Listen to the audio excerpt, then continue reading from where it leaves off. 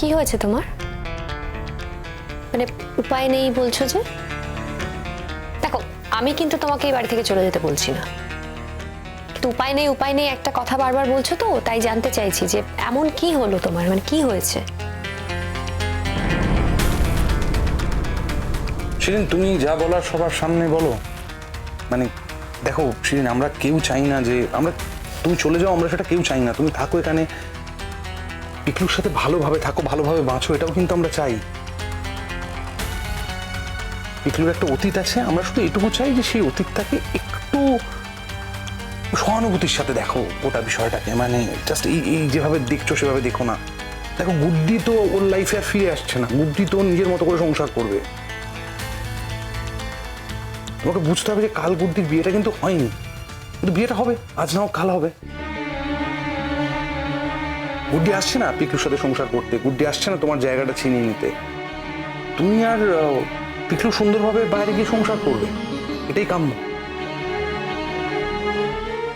তোমরা তোমাদের মতো জীবন কাটাবে, ভালো থাকবে, গুড্ডিরা এখানে গুড্ডিদের মতো ভালো থাকবে। মানে পিকলুর হয়তো কোনো অতীতের জন্য কোনো দুর্বলতা হয়তো থেকে যাবে সামান্য, কিন্তু তার জন্য পিকলু তোমায় ভালোবাসতে পারবে না এমনটা নয়, এমন কিংবা তোমাদের ভালো থাকাতে কোনো ব্যাঘাত ঘটবে এমনটা তো নয়, তাই না? আমি তোমাকে এভাবে কোনোদিন বলিনি শিরিন, কিন্তু আজকে বলতে বাধ্য হচ্ছি।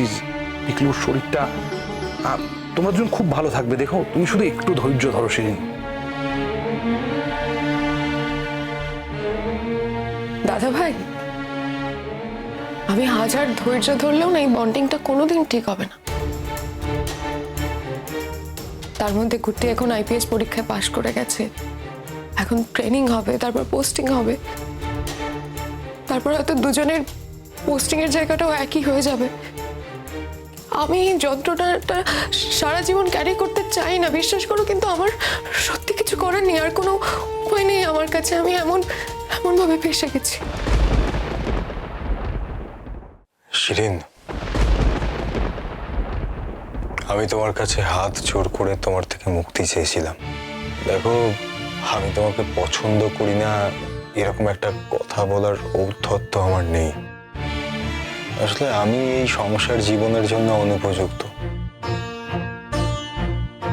যে ভারসাম্যটা মেনটেন করতে হয় সেটা আমি করে উঠতে পারিনি, আর আমার মনে হয় না সেটা তোমার সাথে আমি আগামী দিনেও করে উঠতে পারবো। দেখো, অনেক তো হলো, অনেক দিন কেটে গেল, তোমার ভিতরে যা দ্বন্দ্ব তৈরি হয়েছে সবটা অনেস্টলি তোমার কাছে স্বীকার করেছি। দেখো, আমি তোমাকে এটাও বলছি যে আমি গুড্ডির সঙ্গে কোনো সম্পর্ক করতে যাব না।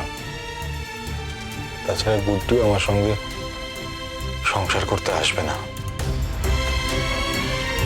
তাই তোমার যদি এটা মনে হয় যে আমি কোনো কিছু পাওয়ার লোভে তোমাকে ডিভোর্স দিচ্ছি, এটা একান্তই ভুল ধারণা। আসলে আমি নিজেই ভাবছি যে আমি আর তোমাকে কত ঠকাবো। শিরিন, দেখো, আমি তো তোমার কাছে সৎ থাকতে পারিনি, নিজের কাছে সৎ থাকার চেষ্টা করি। আমার মনে হয়, দেখো, আমার মনে হয় কি, আমার বিশ্বাস যে তুমি নিশ্চয়ই তোমার জীবনে একজন যোগ্য মানুষ তুমি অবশ্যই পাবে। সেই খুব সহজে কথাটা বলে ফেললে। আমার মেয়ের বিয়ে করাটা তো আর প্রফেশন নয়। ও একের পর এক বিয়ে করে যাবে। ও নিজেকে তো সেরকমই ভাবে। এই তো একজনকে বিয়ে করলো, তাকে ডিভোর্স করলো, তারপর আমার মেয়েকে বিয়ে করলো, এবার আমার মেয়েকেও ডিভোর্স দিতে চাইছে। এটাই তো নেচার। আপনারা আমাকে যে কোনোভাবে আমাকে তিরস্কার করতে পারেন, আমি মেনে নিচ্ছি। তুমি একটু চুপ করবে? তোমার জন্য আমাকে কথা শুনতে হচ্ছে। বাবা হিসেবে আমি গ্লানি বোধ করছি। মেচকা, যা সত্যি তাই বলছি। পিকলু অসুস্থটা ভুলে যাও না মেচকা। তোমরা যদি এখন নিজেদের মেজাজ ঠিক না রাখতে পারো তাহলে দয়া করো, দয়া করে এখন এখান থেকে তোমরা যাও। আমি এই অসুস্থ মানুষের সামনে এইসব কথাবার্তা বলতে দেবো না, কিছুতেই দেবো না। আরেকটা কথা মনে রেখো মেচকা, মানুষের মনের ওপর কিন্তু কারুর হাত থাকে না। আর এই কথাটাও ভুলে যেও না যে এই মেয়েটাকে তোমরা এত অ্যালিগেশন দিচ্ছ, যে মেয়েটার সম্পর্কে এত খারাপ কথা বলছো, ওই মেয়েটাকে কিন্তু ভাইয়া বিয়ে করে এই বাড়িতে নিয়ে এসেছিল। ওই মেয়েটা কিন্তু ভাইয়ার বিবাহিত স্ত্রী ছিল।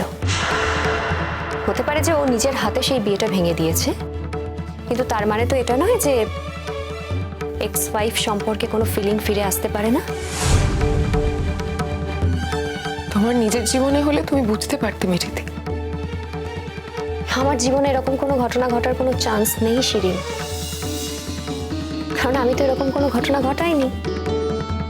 আমি তো অন্য কোনো মেয়ের ঘর ভেঙে দিয়ে টুটুলের ঘরে ঢুকে আসিনি। তাই তোমার জীবনের সঙ্গে আমার জীবন কিন্তু এক করে দিও না। তুমি আমার মেয়েকে কি বলতে চাইছো বলো তো? না না, কি মিন করছো তুমি? আমার মেয়ে অন্য কারোর ঘর ভেঙেছে এটাই মিন করতে চাইছো তো তুমি? আচ্ছা একটা কথা বলো তো, আমার মেয়ের সঙ্গে বিয়ের প্রস্তাব নিয়ে কারা প্রথমে এসেছিল? আমার মেয়ের সঙ্গে কার বিয়ে ঠিক হয়েছিল আগে?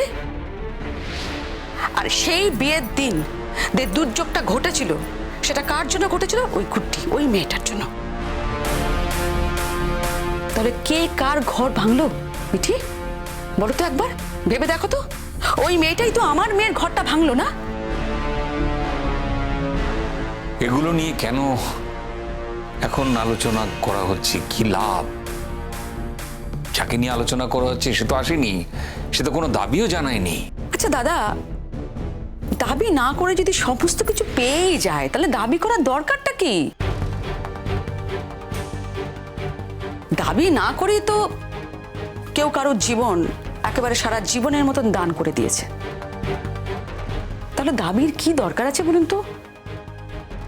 আচ্ছা শোনো, আমাদের না পোষালে আমরা মেয়েকে নিয়ে চলে যাব, এর মধ্যে তো এত কথার কিছু নেই। আমি তো তোমাকে বলেই এসেছিলাম এখানে কোনো অশান্তি করো না। শিরিনের মত জিজ্ঞেস করো।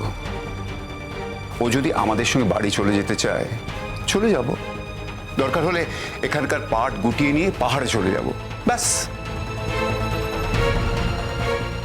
ভুলে যাব ওইরকম একটা বড় অধ্যায় ঘটেছিল আমাদের মেয়ের জীবনে। নতুন করে ফ্রেশ স্টার্ট করবে, ওখানে গিয়ে একটা চাকরি খুঁজে নেবে। ও তো ওখানকার মেয়ে, ওখানে পড়াতো, সুতরাং ও চাকরি পাবে না এমন তো নয়। বাপি, আমার আর কিছু করার নেই বাপি, আমার আর কিছু করার নেই। আমার যদি কিছু করার থাকতো আমি সত্যি এই ছেলেটাকে ছেড়ে চলে যেতাম। এই ছেলেটা আমাকে আপাত মস্তক ঠকে গেছে, আবার আমাকে এমন ভাবে বেঁধে ফেলেছে যে আমার আর কিছু করার নেই।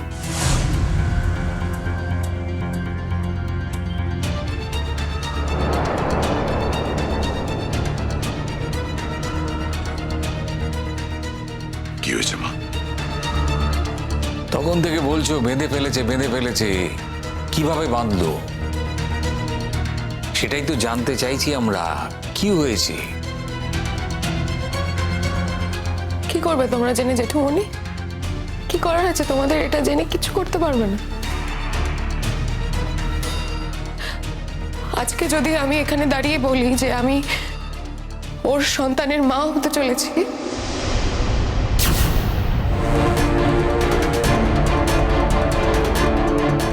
কি বলবে তাহলে তোমরা? কি বলবে বলো?